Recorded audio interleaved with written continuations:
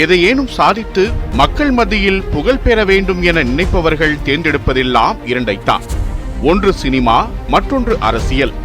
இதில் ஏதேனும் ஒன்றில் சாதித்தவர்களுக்கு மற்றொன்று கை கொடுப்பதில்லை. காரணம், இவ்விரண்டிலும் சாதிப்பது எல்லாம் உதிரை கொம்புதான். ஆனால் எந்தவித பின்புலமும் இன்றி சினிமாவில் கால் பதித்து அங்கே தொட்ட உச்சத்தை விடவும் புகழுக்காக இல்லாமல் மக்கள் பணிக்காக அரசியலில் கால் பதித்து 6 முறை தமிழ்நாடு முதலமைச்சராக அதிரடி காட்டிய அந்த இரும்பு பெண்மணிதான் தமிழ்நாடே அம்மா என்று அன்போடு அழைக்கும் ஜெயலலிதா. தமிழகத்தின் திருச்சி மாவட்டத்தைச் சேர்ந்த ஸ்ரீரங்கம் தான் ஜெயலலிதாவின் பூர்வீகம். ஆனால் அவர் பிறந்ததோ கர்நாடக மாநிலம் மைசூரில். 1948ஆம் ஆண்டு பிப்ரவரி மாதம் 24ஆம் தேதி மைசூரில் ஜெயராம் வேரா தம்பதிக்கு மகளாக பிறந்த ஜெயலலிதாவுக்கு அவரது பெற்றோர் வைத்த பெயர் கோமலவல்லி. ஆனால் அம்மு என்றே அழைத்து மகிழ்ந்தனர் பெற்றோர். 1.5 வயதில் தந்தையை இழந்து தாயாரின் அரவணைப்பில் வளர்ந்த ஜெயலலிதா 1958ஆம் ஆண்டு முதல் 1964ஆம் ஆண்டு வரை சென்னை சர்ச் பார்க் பிரசன்டேஷன் கான்வென்ட்டில் படித்து தேர்ச்சி பெற்றார். வாழ்க்கையில் அடுத்தடுத்து காட்சிகள் மாற இசையிலும் நாட்டியத்திலும் நாட்டம் கொண்ட ஜெயலலிதா பள்ளிக்கல்வியை முடித்து ஸ்டெல்லா மேரிஸ் கல்லூரியில் சேர தயாராகி கொண்டிருந்தார். அந்த சமயத்தில்தான் நடிப்புலக வாழ்க்கைக்கான தொடர்பு ஏற்பட்டது. உடனே படிப்பை கைவிட்டு நடிகையானார். ஆனால் 1961லேயே ஸ்ரீ சைல மகாத்மே என்ற கன்னட படத்தில் குழந்தை நட்சத்திரமாக திரையுலகிற்கு அறிமுகமாகியிருந்தார் ஜெயலலிதா. இந்த நிலையில்தான் இயக்குனர் ஸ்ரீதரின் வெண்ணிற ஆடையின் மூலமாக ஜெயலலிதா அறிமுகமானார். ஆனால் உண்மையிலேயே வெண்ணிற ஆடை படத்துக்கு ஜெயலலிதா இடத்தில் முதலில் தேர்வானது அசோகனின் இது சத்தியம் படத்தில் ஒரு பாட்டுக்கு நடனமாடியிருந்த நடிகை ஹேமமாலினிதான். ஹேமமாலினிக்கு அந்த வாய்ப்பு நழுவி போக அது ஜெயலலிதா மடியில் விழுந்தது. அதே ஆண்டில் எம்ஜிஆருடன் 1000ல் ஒருவன் திரைப்படத்திலும் நடித்தார். 2 படங்களுமே வண்ணப்படங்கள். 1000ல் ஒருவன் பிரம்மாண்ட வெற்றியை குவித்தது. 1000ல் ஒருவன் அடிமை பெண், காவல்காரன், குடியிருந்த கோயில், ரகசிய போலீஸ், நம் நாடு என எம்ஜிஆர் ஜெயலலிதா ஜோடி மக்களின் மனங்களை கவர்ந்தது. குறுகிய காலகட்டத்திலேயே ஜெயலலிதா தமிழ் சினிமாவின் முன்னணி கதாநாயகியாக வலம் வந்தார். கிட்டத்தட்ட அவர்தான் அன்றிருந்த லேடி சூப்பர் ஸ்டார். அப்போது இருந்த முன்னணி ஹீரோக்களான ஜெய்சங்கர், முத்துராமன், ரவிச்சந்திரன், சிவகுமார் என அனைவருடனும் ஜோடி போட்டு தமிழ் சினிமா ரசிகர்களால் அதிகம் கொண்டாடப்படும் ஹீரோயினாக வலம் வந்தார். இது ஒருபுறம் இருக்க, தெலுங்கில் ANR, NTR என உச்ச நட்சத்திரங்களின் படங்களிலும் நடித்து அங்கும் தனது வெற்றியை பதித்தார் ஜெயலலிதா. இந்த காலகட்டத்தில்தான் ஜெயலலிதாவின் தாயார் சந்தியா உடல்நலக்குறைவால் காலமானார். இதனால் உடனிருந்த சகோதரர் தன் குடும்பத்தினருடன் பெங்களூருக்கே சென்றார். ஆனால் இருந்த ஒரே ஆதரவான அண்ணனும் நீண்ட காலம் வாழவில்லை. தந்தை, தாய், அண்ணன் என தனக்கென இருந்த அத்தனை உறவுகளையும் இழந்து தவித்த ஜெயலலிதா சென்னையில் தனிமரமாக தன் வாழ்க்கையை நகர்த்தி கொண்டிருந்தார். மிகுந்த சோர்வுடன் வாழ்வை நகர்த்தி கொண்டிருந்த ஜெயலலிதாவுக்கு நம்பிக்கை அளித்தார் எம்ஜிஆர். கொஞ்சம் கொஞ்சமாக சினிமா பட வாய்ப்புகளை தவிர்க்க ஆரம்பித்த ஜெயலலிதா எம்ஜிஆருடன் சேர்ந்து அரசியலில் பயணிக்க ஆரம்பித்தார். 1982 ஜூன் 4ஆம் தேதி எம்ஜிஆர் துவங்கிய அனைத்திந்திய அண்ணா திராவிட முன்னேற்றக் கழகத்தின் கடலூர் மாநாட்டில் கட்சியில் இணைந்த ஜெயலலிதா ₹1 கொடுத்து உறுப்பினர் அட்டையை பெற்றார். திரைத்துறையிலிருந்து ஒதுங்கி எழுத்து, நாட்டியம், நாடகம் என்றிருந்த ஜெயலலிதாவை உலகத் தமிழ் மாநாடு எம்ஜிஆரின் பக்கம் அழைத்து வந்தது. காவிரி தந்த கலைச்செல்வி நாட்டிய நாடகத்தை நடத்தினார். அப்போது எம்ஜிஆரின் கனவு திட்டமான சத்துணவு திட்டம் அறிமுகமாகியிருந்தது. அதை மக்கள் மத்தியில் கொண்டு செல்ல ஒரு வசீகரமிக்க முகத்தை தேடினார் எம்ஜிஆர். அதற்கு ஜெயலலிதா கச்சிதமாக பொருந்தினார். அவரை சத்துணவு திட்ட உயர்மட்ட குழு உறுப்பினராக்கினார் எம்ஜிஆர். அதைத் தொடர்ந்து கட்சியில் கொள்கை பரப்பு செயலாளர், மாநிலங்களவை உறுப்பினர் என ஜெயலலிதாவின் வாழ்க்கையில் அரசியல் காற்று பலமாக வீசத் தொடங்கியது. திருச்செந்தூர் இடைத்தேர்தலில் ஜெயலலிதா செலுத்திய உழைப்பு எம்ஜிஆரை உற்சாகப்படுத்தியது. அதிமுகவின் கொள்கை பரப்பு செயலாளர் என்ற முக்கியத்துவம் வாய்ந்த பொறுப்பை கொடுத்தார். நாடாளுமன்றத்தில் தன் ஆங்கில புலமையால் பல தலைவர்களை கவர்ந்தார் ஜெயலலிதா. தனது கன்னி பேச்சிலேயே பிரதமராக இருந்த இந்திரா காந்தியை ஈர்த்தார். அண்ணா எந்த இருக்கையில் அமர்ந்து உரையாற்றினாரோ அதே இருக்கையில் அமர்ந்து இப்போது ஜெயலலிதா பேசினார். 1984 சட்டசபை தேர்தலின் போது எம்ஜிஆருக்கு உடல்நலம் பாதிக்கப்பட்ட என்பதால் கிராமம் கிராமமாக பிரச்சாரம் செய்து அதிமுகவுக்காக ஆதரவு திரட்டினார். அவரது பிரச்சாரத்திற்கு பெரும் வரவேற்பு கிடைத்தது. அந்த தேர்தலில் அதிமுகவும் அமோக வெற்றி பெற்றது. அப்போது ஜெயலலிதாவுக்கு ஆறுதலாகவும் உதவியாகவும் இருந்தவர்தான் சசிகலா. போயஸ் கார்டன் வேதா இல்லத்தில் அடிக்கடி தென்பட தொடங்கிய சசிகலா பின்னர் ஜெயலலிதாவுக்கு நம்பிக்கை அளிக்கும் தோழியாக மாறினார். ஆனால் அதிமுக மூத்த தலைவர்கள் பலரும் ஜெயலலிதாவுக்கு எதிராகவே இருந்தனர். ஒரு கொள்கை பரப்பு செயலாளராக ஜெயலலிதா எடுத்த சில நடவடிக்கைகள் கட்சியின் இரண்டாம் கட்ட தலைவர்கள் மத்தியில் அப்போது அதிருப்தியை உருவாக்கியது. கட்சிக்குள்ளேயே எதிரிகள் அதிகமானார்கள். அது எம்ஜிஆர் உடல்நிலை பாதிக்கப்பட்டு அமெரிக்காவில் சிகிச்சை பெற சென்றபோது கடும் பாதிப்பை கொடுத்தது. இந்த நிலையில்தான் எம்ஜிஆர் மரணமடைந்தார். எம்ஜிஆரின் மறைவு செய்தி ஜெயலலிதாவுக்கே சொல்லப்படாமல் இருந்தது. ஆனால் சசிகலாவின் கணவர் நடராஜன் அந்த தகவலை ஜெயலலிதாவுக்கு தெரிவித்தார். உடனடியாக ராமவரம் தோட்டத்திற்கு சென்ற ஜெயலலிதாவால் எம்ஜிஆரின் உடலை பார்க்க முடியவில்லை. எப்படியோ ராஜாஜி ஹாலில் எம்ஜிஆரின் உடல் அருகே நின்று கொண்டார் ஜெயலலிதா. அவருக்கு அருகிலேயே நிழல் போல் இருந்தார் சசிகலா. இறுதி ஊர்வலத்தின் போது ராணுவ வண்டியில் ஏற முயன்ற ஜெயலலிதாவை ஜானகி எம்ஜிஆரின் உறவினர் நடிகர் தீபனும் KP ராமலிங்கமும் அடித்து கீழே தள்ளியதாக பின்னாளில் ஊடகம் ஒன்றுக்கு அளித்த பேட்டியில் பதிவு செய்தார் ஜெயலலிதா. எம்ஜிஆரின் மறைவுக்கு பிறகு அதிமுக என்ற கட்சியே இருக்காது என்று ஆளுநர் சொல்லப்பட்டது. பெரும் சோதனைக்கு மத்தியில் தொண்டர்களின் ஆதரவை வேண்டியும் தன்னுடைய உழைப்பின் வலிமையை உணர்த்தும் வகையிலும் வீடியோ வெளியிட்டு தன் கருத்தை வெளிப்படுத்தினார். இந்த நிலையில்தான் எதிர்க்கட்சிகளே எதிர்பார்க்காத வகையில் கட்சி இரண்டாக பிரிந்தது. ஜெயலலிதா தலைமையிலும் எம்ஜிஆரின் மனைவி ஜானகி ராமச்சந்திரன் தலைமையிலும் அதிமுக இரண்டாக உடைந்ததால் கட்சியின் இரட்டை இலை சின்னம் முடக்கப்பட்டது. சுயேட்சை சின்னமான சேவல் சின்னத்தில் ஓடிநாயக்கனூர் தொகுதியில் தேர்தலை சந்தித்த ஜெயலலிதா தேர்தலில் வென்றதோடு சட்டமன்றத்தில் 27 இடங்களை கைப்பற்றினார். தமிழ்நாடு சட்டமன்ற பேரவையின் முதல் பெண் எதிர்க்கட்சித் தலைவர் என்ற பெருமை ஜெயலலிதாவுக்கு கிடைத்தது. ஒரே ஒரு இடத்தில் ஜானகி அணி வென்றதால் ஜானகி அரசியலில் இருந்தே விலகினார். இதனால் அதிமுகவின் தலைமை பொறுப்பை ஏற்றார் ஜெயலலிதா. எம்ஜிஆரின் அரசியல் வாரிசு ஜெயலலிதா தான் என்பது உறுதியானது. அதுவே பிரிந்து கிடந்த அதிமுகவை இணைத்து வைத்தது. முடக்கப்பட்ட இரட்டை இலை சின்னமும் கட்சியின் தலைமை அலுவலகமும் திரும்ப கிடைத்தது. அந்த காலகட்டத்தில்தான் நிதிநிலை அறிக்கை தாக்கலின் போது சட்டப்பேரவையில் ஜெயலலிதா தாக்கப்பட்டதாக பேசப்பட்டது. தான் திமுகவினரால் தாக்கப்பட்டதாக கூறி பரபரப்பை ஏற்படுத்தினார் ஜெயலலிதா. கலைந்த தலையும் கிழிந்த சேலையுமாக அவர் வெளியே வந்து பேட்டி கொடுத்தது பரபரப்பை ஏற்படுத்தியது. 1991 நடந்த சட்டசபை தேர்தலில் காங்கிரசுடன் கூட்டணி வைத்து தேர்தலை சந்தித்தார் ஜெயலலிதா. தேர்தல் பிரச்சாரத்தின் போது ராஜீவ்காந்தி படுகொலை செய்யப்பட்டார். அதனால் ஏற்பட்ட அனுதாப அலையால் அதிமுகவுக்கு பெரும் வெற்றி கிடைத்தது. முதல் முறையாக முதலமைச்சர் பதவியில் அமர்ந்தார் ஜெயலலிதா. தருமபுரி மாவட்டத்தில் உள்ள பர்கூர் மற்றும் மேற்கு பகுதியான ஈரோடு மாவட்டத்தின் காங்கேயம் தொகுதிகளில் போட்டியிட்ட ஜெயலலிதா 2 தொகுதிகளிலும் வெற்றி பெற்றார். 1991 தமிழ்நாட்டின் முதலமைச்சராக ஜெயலலிதா பொறுப்பேற்றிருந்த நிலையில் தேசிய முன்னணி சார்பில் VP சிங் பிரதமரானார். ஆனாலும் தமிழகத்தில் திமுகவுக்கு எதிரான அரசியலை உயிர்த்துடிப்பு குறையாமல் நடத்தினார் ஜெயலலிதா. அதிமுகவின் ஒரே எதிரி திமுக என்ற எம்ஜிஆரின் பாதையிலிருந்து இம்மியளவும் பிசகாமல் அதிமுகவை வழிநடத்தினார் ஜெயலலிதா. அதற்காக எம்ஜிஆர் எப்படியெல்லாம் கருணாநிதியை விமர்சித்தாரோ அப்படியே ஜெயலலிதாவும் விமர்சித்தார். அதன் மூலம் அதிமுக தொண்டர்கள் மத்தியில் எரிந்து கொண்டிருந்த கருணாநிதி எதிர்ப்பு நெருப்பை அணையாமல் பார்த்துக் கொண்டார் ஜெயலலிதா. எம்ஜிஆரின் மறைவுக்கு பிறகு அதிமுக என்ற கட்சியே இருக்காது என்று ஆளுநர்கள் சொல்லப்பட்ட நிலையில் அதிமுகவை ஆளுங்கட்சியாகவே ஆக்கியிருந்தார் ஜெயலலிதா. தன்னுடைய ஆட்சியில் புழக்கத்தில் இருந்த மலிவு விலை மதுவுக்கு தடை உத்தரவு பிறப்பித்து பணியை தொடங்கினார். ₹1 மட்டும் மாதச்சம்பளம் வாங்கினார். காவிரி பிரச்சனைக்காக உண்ணாவிரதம் இருந்தார். தொட்டில் குழந்தை திட்டத்தை கொண்டு வந்தார். மகளிர் காவல் நிலையங்களை உருவாக்கினார். தமிழகத்தில் அமலில் இருந்த 69% இடஒதுக்கீட்டுக்கு உச்சநீதிமன்ற தீர்ப்பால் ஆபத்து வந்தபோது புதிய சட்ட திருத்தத்தை கொண்டு வந்து 69% இடஒதுக்கீட்டை பாதுகாத்தார். 8வது உலக தமிழ் மாநாட்டை தஞ்சாவூரில் வைத்து நடத்தினார். தன்னுடைய முதல் 5 ஆண்டு கால ஆட்சியில் நிறைய சாதனைகளையும் சர்ச்சைகளையும் சம்பாதித்திருந்தார் ஜெயலலிதா. 1996 தேர்தலில் பலத்த எதிர்ப்புகளுக்கு இடையே அதிமுக காங்கிரஸ் கூட்டணி உருவானது. அதை எதிர்த்த மூப்பனார் காங்கிரஸில் இருந்து பிரிந்து தமிழ் மாநில காங்கிரஸை தொடங்கி திமுகவுடன் கூட்டணி அமைத்தார். அப்போது திமுக கூட்டணிக்கு ஆதரவளித்தார் ரஜினிகாந்த். அந்த தேர்தலில் அதிமுகவுக்கு தோல்வியே மிஞ்சியது.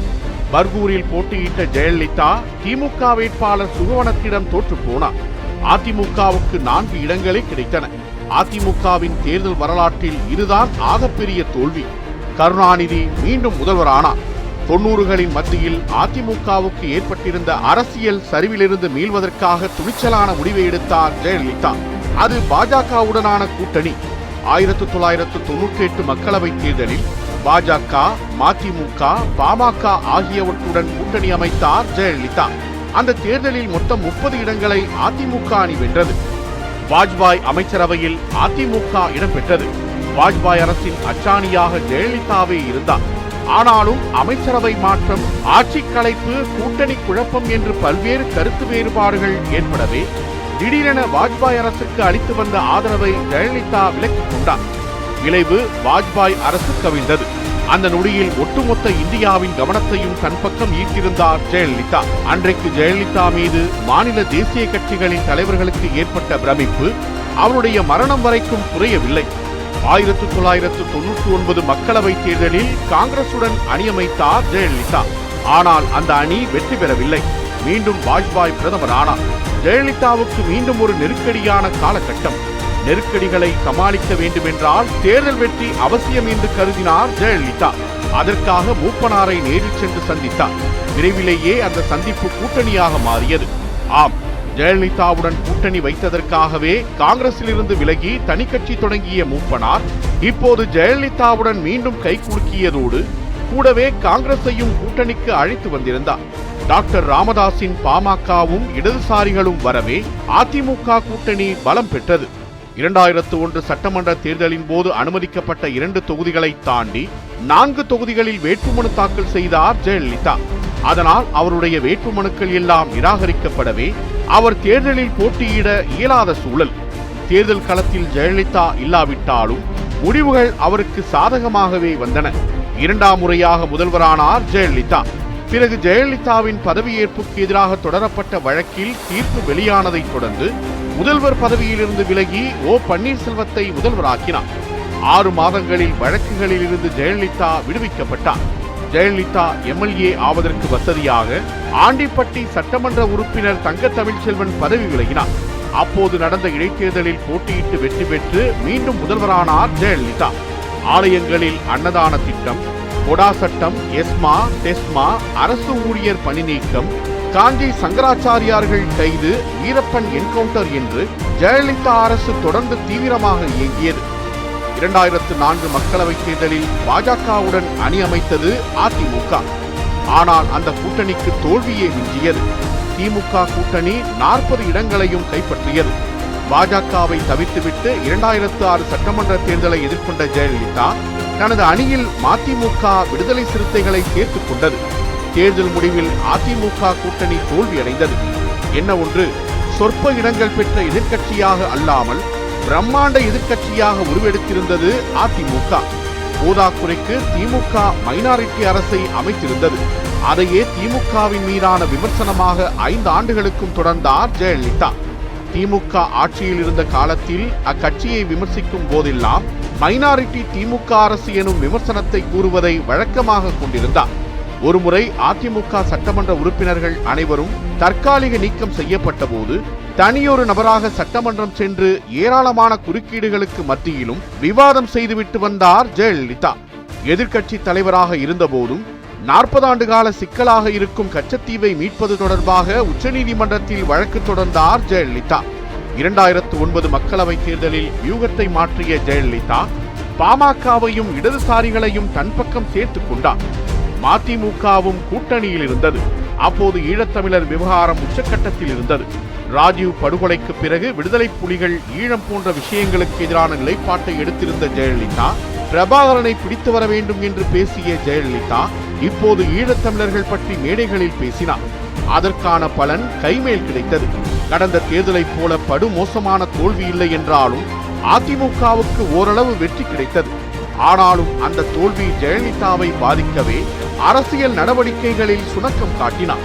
பேர் வெற்றியும் பிரதமர் கனவும் 2G ஸ்பெக்ட்ரம் விவகாரம், விண்வெட்டு, ஈழப் பிரச்சனை என்று பல்வேறு சிக்கல்கள் திமுகவுக்கு எதிராக அணிவகுத்துக் கொண்டிருந்த சமயத்தில் 2011 சட்டமன்ற தேர்தல் வந்தது.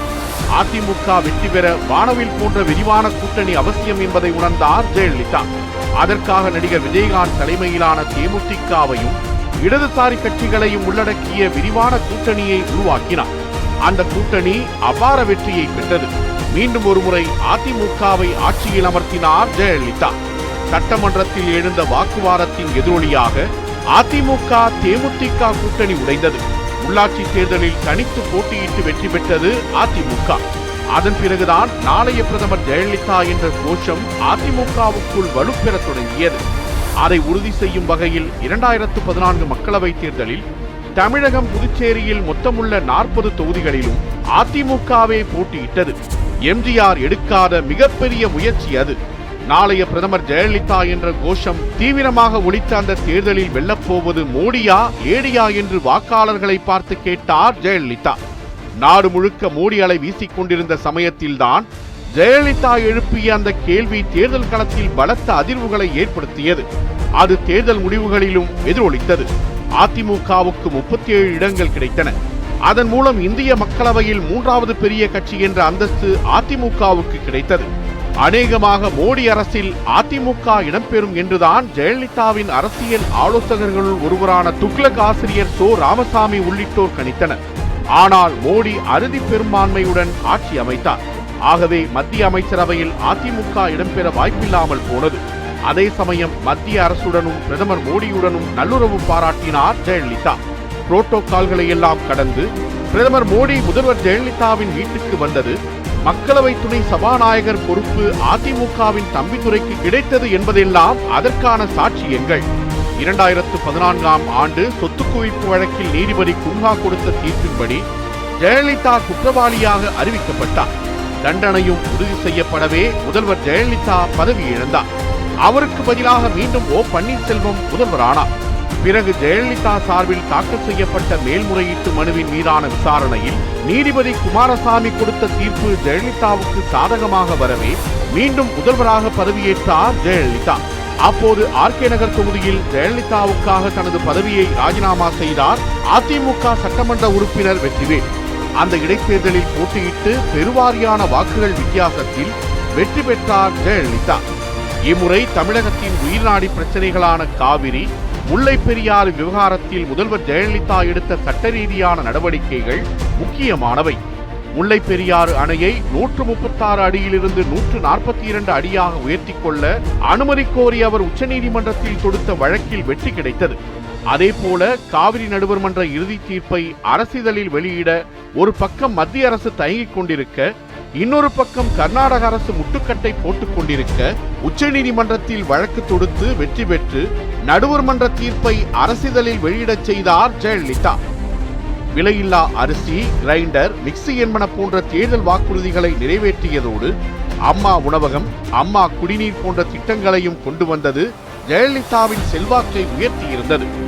2016 சட்டமன்ற தேர்தலில் அதிமுக தனித்து போட்டியிட தயாரானது. கூட்டணி கட்சிகளுக்கும் இரட்டை இலை சின்னத்தையே கொடுத்தார் ஜெயலலிதா. அதிமுக தனித்தும் திமுக கூட்டணியோடும் களம் கண்ட சூழலில் இந்த இருபெரும் கட்சிகளுக்கும் எதிராக பாமக, பாஜக, மக்கள் நல கூட்டணி, நாம் தமிழர் என்று பலமுனை போட்டி உருவாகியிருந்தது. ஆனாலும் அதிமுகவே வெற்றி பெற்று ஆட்சியை தக்க வைத்தது.